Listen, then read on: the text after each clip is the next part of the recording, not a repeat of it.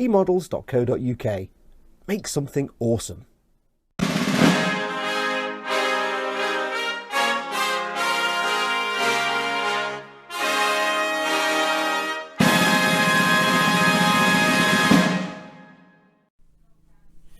Hi everyone, welcome. Ted here, Skipper Ted from Skipper Scale Models, building for eModels. emodels.co.uk. That's them. This is the epic build you've all been waiting for. The Trumpeter 200 scale Titanic. It's huge. It's so big I can't get it on the bench and you have to excuse the handheld camera because it's on the workshop floor.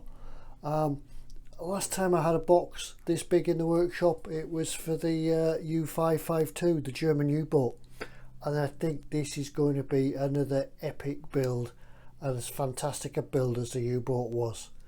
Right, I'm going to set the camera up because we need to have a look in this box. I know you've seen in the box before and you've probably seen it around everywhere else on the web, but we'll have a quick look just to see what we've got, and then we'll get on with the build. All right. Here we are, the box is open. We can immediately see recognisable to anybody that's brought a Trumpeter kit before. Boxes within boxes. There's one, two, three, one underneath. That box there has got the LED lighting kit in it, and this big box here has got the hull. We'll have a look at that in a moment, obviously. There's the instructions and everything in here. The instructions for putting it all together, they're good. There's a bit of advertising literature for Trumpeter and some of the other kits, that's in here as well. There's I was mistaken, I thought this was going to be available from all Trumpeter stockists, but it seems that according to this is an add-on set which is available just for from Trumpeter from March 2020. Whether it's going to be available from eModels in due course, that's yet to be found out, but we'll see as it goes on. But it's a detail upset that Trumpeter bought out already for this kit. There's the LED assembling guide. I'm going to make a couple of changes to this.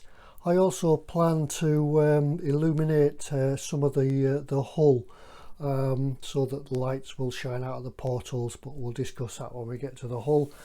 And finally we have a very nice set of colour callouts, a simple colour scheme for any liner, just a simple colour scheme, just a few colours, but they're all listed up there, everything that you need. All listed up there, and it's a very nice colour chart. Anyway, I'll go and get this camera mounted while I open some of these boxes because it's a two-handed effort to open the boxes. They are quite tight, so we'll be back in just a second. Here we are then, back with the boxes open. Well, at least some of them. We've left the big one in the box there. That contains the deck sections. That we'll leave them in there. I'm not going to examine each and every bag scientifically or in great detail. It's just enough to say that it's a nicely packed box. There's lots of plastic, carefully wrapped and packed in plastic bags, and for the moment I would say until you come to need a particular sprue, I'd leave it in the bag. That way you're not going to lose any of the parts. There's really a lot of parts in here. It does say that there's 1,280 plus pieces. That's quite a lot of parts.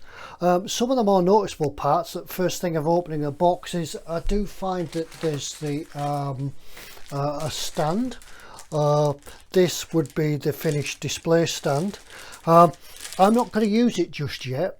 What I am going to do is, going back to the days of when I built radio control boats and things like that, I used to build a building slip just for building the ships on, a building slipway. It's just really a stand to keep the hull of the boat off the work surface. That way when you painted the hull, it's not going to be dragged around your workbench and all the paint and everything gets scratched on the bottom and things like that. It's just to protect it. And sometimes if you build them with a little tray underneath, you can keep 1 or 2 bits and pieces in there as well. So that's this display stand. We'll leave that right till the end, and we'll use that then. Also, for those of you who are either like or loathe your photo etch, there's plenty of photo etch in this kit to keep you occupied. There's 2, 3, 5, 7 pieces of photo etch. All the little windows, all the cranes and companionways, the ladders and things like that. Rails. 1 or 2 things that you can spot from in here. Looks like either more grating or vents or something like that. This looks like that could be the compass platform. But yeah, there's lots and lots. There's certainly enough in here to keep you occupied. By the end of this kit, you should be a master of photo etch. Talking about the detail of the kit. I don't know if you caught in the first video when I was at work at E-Models. What I'm going to do is build this kit out of the box.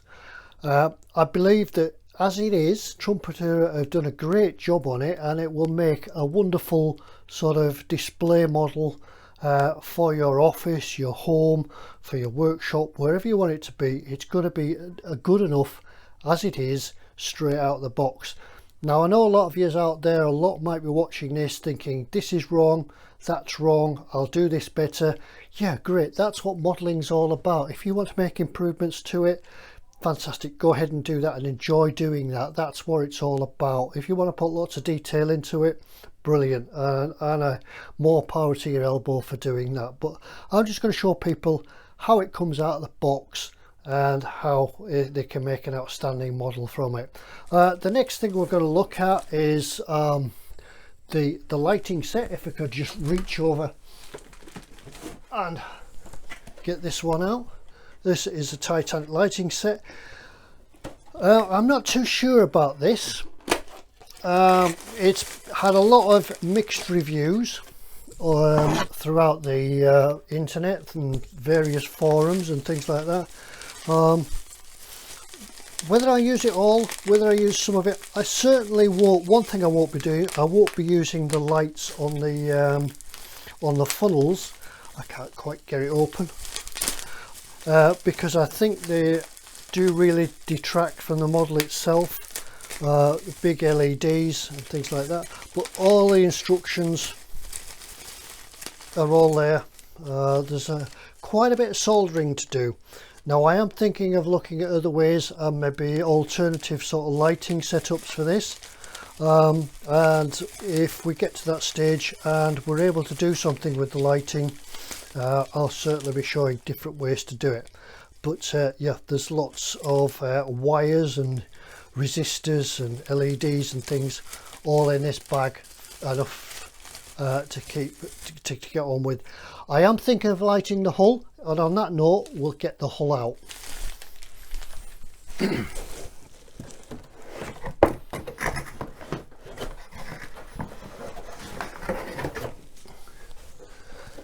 She's a big one.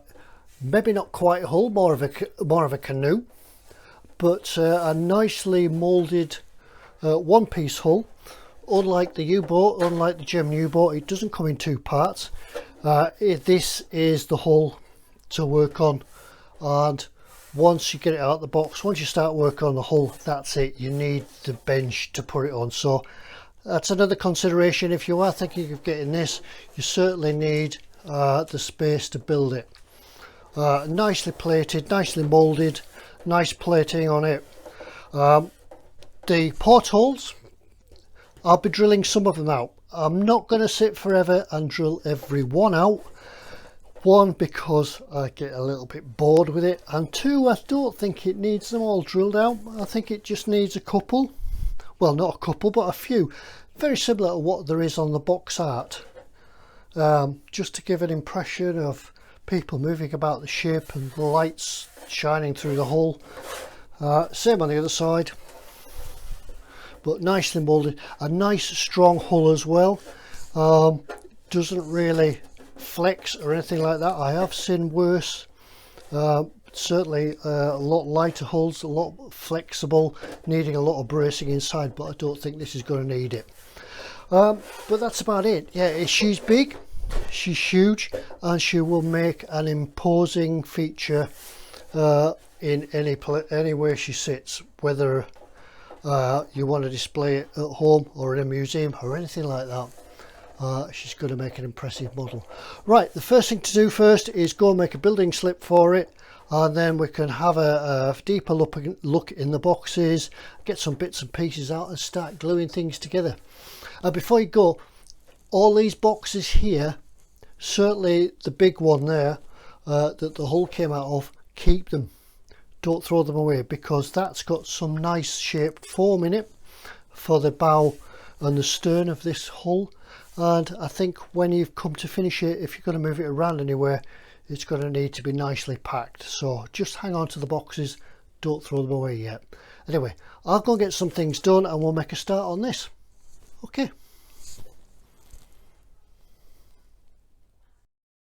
Here we are back at the bench. That's the hull on the bench now, and this is what I was talking about before. This is the model slipway, I suppose you could call it, the building stand that I'll be using to build the boat on. Just a simple, I built this one out of some scrap foam board, quite substantial foam board. I think it's actually been used as an advertising hoarding, so it's really quite thick, dense, but you could build one. I built them before out of plywood, MDF or anything like that. That's if you want to build one, but I find them useful for holding the boat, and as a little tray, maybe keeping things in as well. You could take the profiles on the end here, take the profiles from the stand itself, just draw around the curves and it gives you the profile of the hull. All you've got to do is just to make sure that these two, this end and this end, are the right distance apart, so that you don't foul what will be fitting shortly in here. Will be fitting the bilge keels, and there we are. The hull sort of sits on that. So I'm sorry, you can't get a wider shot than this, otherwise we'll have to go back to handheld camera again. Right, that's the building slip. That's the box that I'll be building on. As I say, it keeps the hull off the ground, off the workbench, so that you're not scraping or scratching all your paintwork off. And at times when you really want to adjust the boat so it's nice and level, you can get it as such. Anyway, what we're going to do now, I'll move this, reset the camera up, and we'll do the traditional cutting off of the first bit and gluing on the kit. Yeah, we'll go and do that. Here we are. Right, I've jumped ahead a few stages and we're going straight in at page number 4, or step number 4.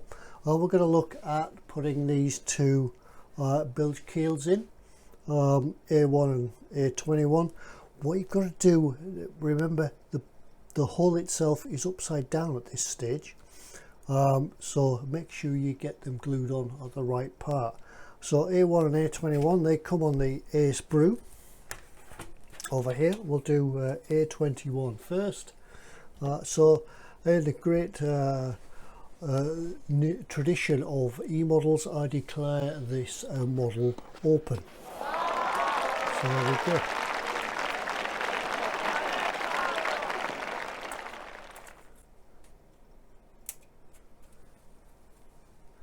Once again, nice sharp plastic from Trumpeter,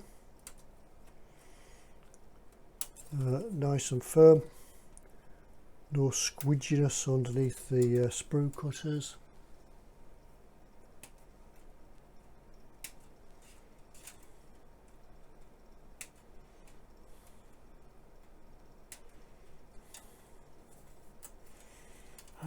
Okay. Oops, I dropped it. Get the length of that for a bilge keel. Oh yeah, time to go on. I'll just go clean this up and we'll get it glued on. That's it. Yep. The first thing we do after building the slip, the box to build it on, is take it out again and turn the hull upside down to glue on the bilge keel. So this is the first bit of glue going on the first bit of plastic attached to the first bit of the hull. So here we go. What I've done, it's quite long and wobbly, as you saw when we took it off. So I've actually attached the bilge keel to the hull with some tape, as you can see. This is just so you don't need 3 or 4 hands while you try and get the glue on and hold it in position. So we can just begin by a touch and then let that glue go off, and then apply more and get it all sealed in. You could tack it on with some super glue, I suppose, but I don't really like using that. It doesn't give you enough time to work and position everything. There are a couple of indentations on the hull just to show you the proper location of the bilge keels.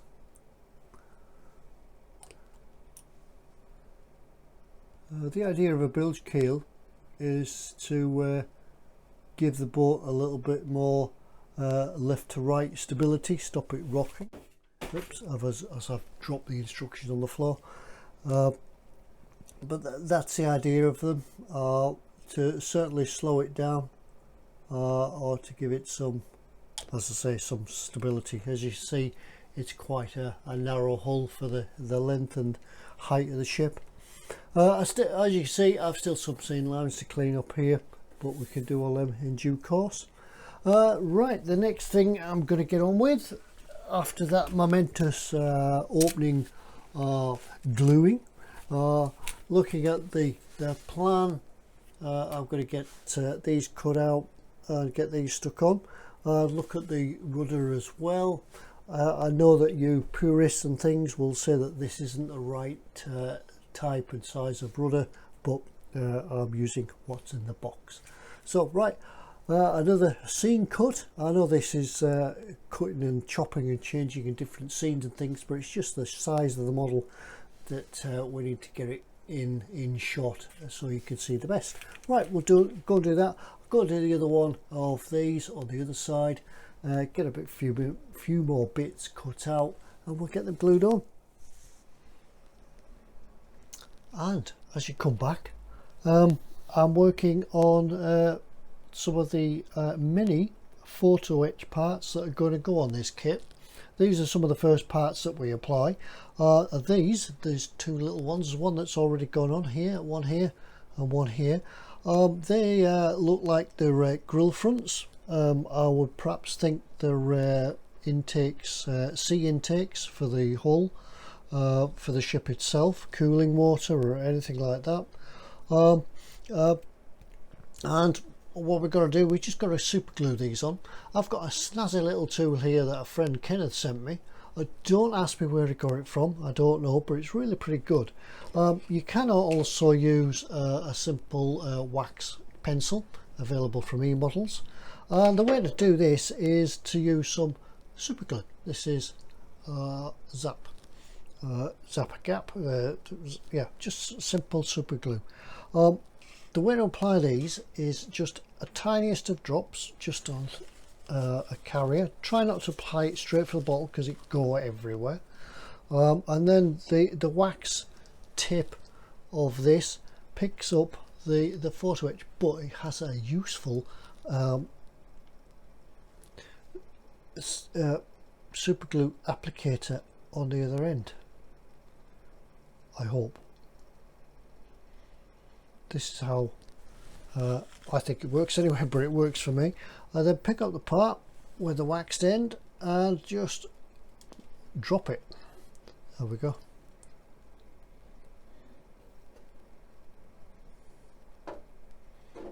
Now I'm hoping that that will glue.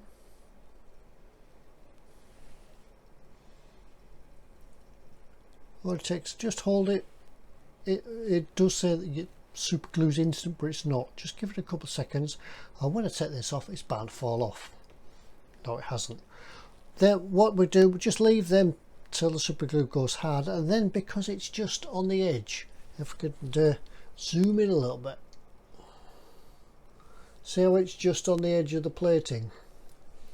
Oh, open the camera, try and adjust it round. Because it's just on the edge of the plating, these pieces of photo etch just want forming. You just use your finger just to push them in.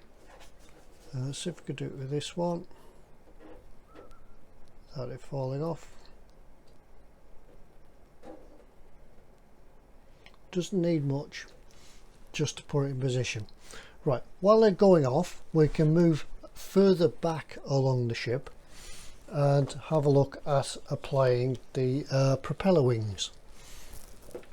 So let's get it in position. I'll tell you what, I'll turn the camera off, reset everything up, and then we'll look at the propeller wings.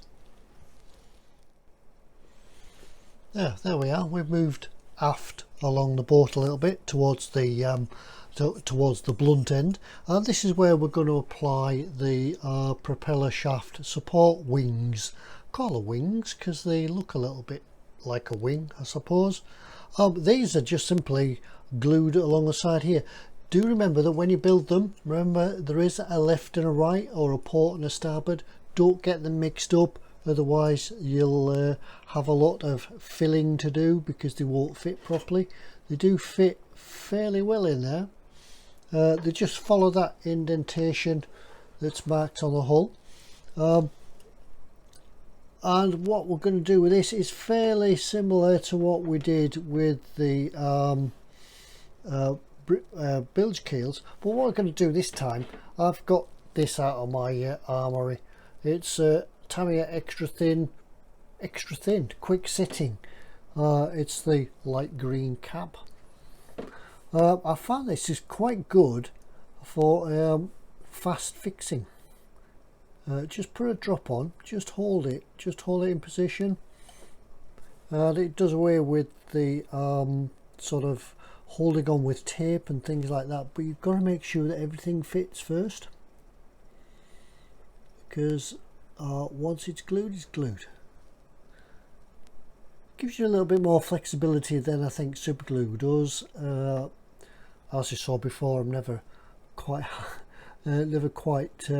the best when it comes to super gluing, because immediately after I turned the camera off and moved the hull, them photo etch bits fell off. So I put them back on anyway, they're ready to go again. So that's that one done. Then we bit of glue down the aft end and just get that tacked in and held. Just hold it for a little bit.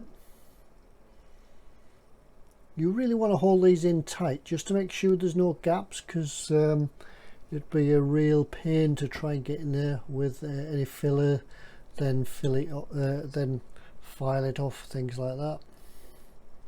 So hold again. We'll turn it over, and we can see there's just a little bit of a gap developing, but when we close that down and we squeeze it down and hold it,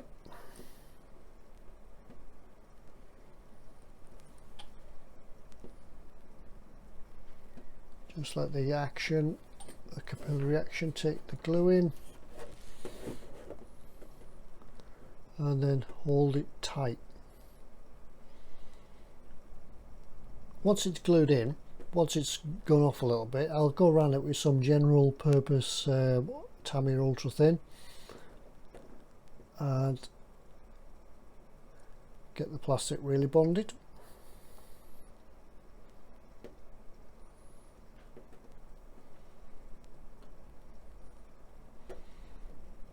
Yeah. While we're at the back end, we might as well do the rudder as well. Here's the rudder already cut off. That's just going to simply in there and clip on.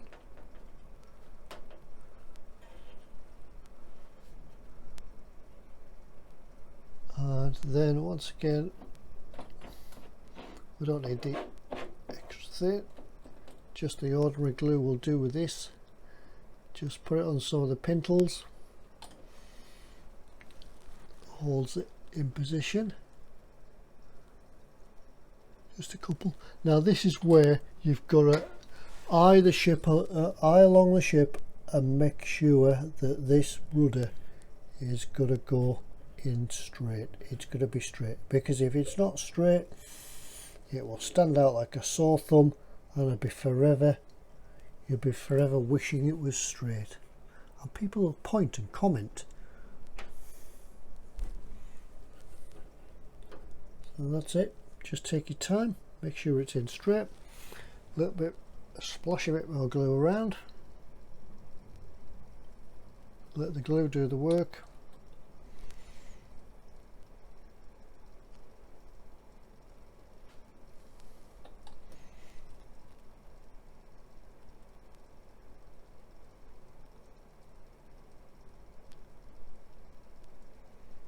And there we go. That is about all the work that we're going to need to do on this hull. Now what I'll do, I'll just let everything set up and let the glues go off, and then we'll turn it back, look, put it back on its stand and have a look and see if we could do anything else before we run out of time for this video. All right, let the glue dry, and we'll see you in a minute. Now I've decided that the next job I do on the hull, before we went for paint, would be to drill some of the portholes out.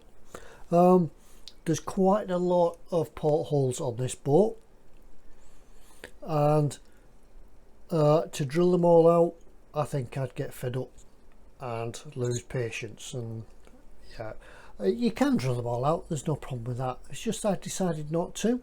I decided to do it more of a representation of the box art. If you have a look at the box art, you'll see that there's just one or two, well, there's quite a few portholes that are lit up, but some are in darkness as well. So I'd try and represent it to be something like that. Now then, you're going to need some drills from a range of about 3mm, which is the largest, down to about 1.1mm, which is some of the smallest. Because if you have a look, I don't know if it comes through on the video, you can see that some of these portholes are different sizes. The larger ones are up here on the top, and they go down, and the smaller ones too. Now these on the waterline are not portholes, so don't drill them out. They are overboard discharges, waste pipes, things like that, that will empty sort of water and things from inside the ship back out into the ocean. So don't drill them out. The portholes are above the waterline and need drilling out. Now then, a way to drill them out, you can do it the hard way, well, not the hard way, but the slow and tedious way of just using a pin vise and drilling some out, one at a time. Just make sure they are nice and open. Another way I've found of doing them is that you can use an electric drill, a bit like a Dremel. I've got a similar type thing here. Now then, using this, do not use it on a great speed like that. What you're going to do is turn it down until it's just in so turning, and then when you press, when the pressures get applied on it, it actually slows it right down. Because if you drill too fast, you will melt the plastic and you will distort the shape of the porthole. So don't try and rush this. A nice, simple, make a nice simple job to do. Put the radio on, sit back, a few at a time, go and have something to eat, drink, come back, do a few more. Take your time. Nice and relaxing way to spend the time. So that's what I'm going to do. I'm going to continue with this, and then we'll call it an end to the video, as I've got quite a bit to do on this. Next time we come along, we'll have a look at applying some paint to it. I'm going to apply a white coat of paint on the inside of the hull. That's for the lighting. I'm going to do a grey primer on the outside, and then we'll look at putting the black and the brown on, or the anti-fouling. We'll look at putting that. I'll show you how to strike a line between the two colours and how they go on. Then as it progresses, I'll show you. We'll look at the very thin yellow line that goes right around the boat, and also the painting of the superstructure. So that's what I'm going to get on with. Just before you go, I forgot to show you when we opened the box before. I came across the decals later on. I forgot to show you them. So here they are. These are the decals that go with the boat. Options of a number of flags. The Royal Mail flag, obviously RMS, Royal Mail ship Titanic. French flags. And lots of little tiny things all in here. I think these are for the lifeboats and things like that.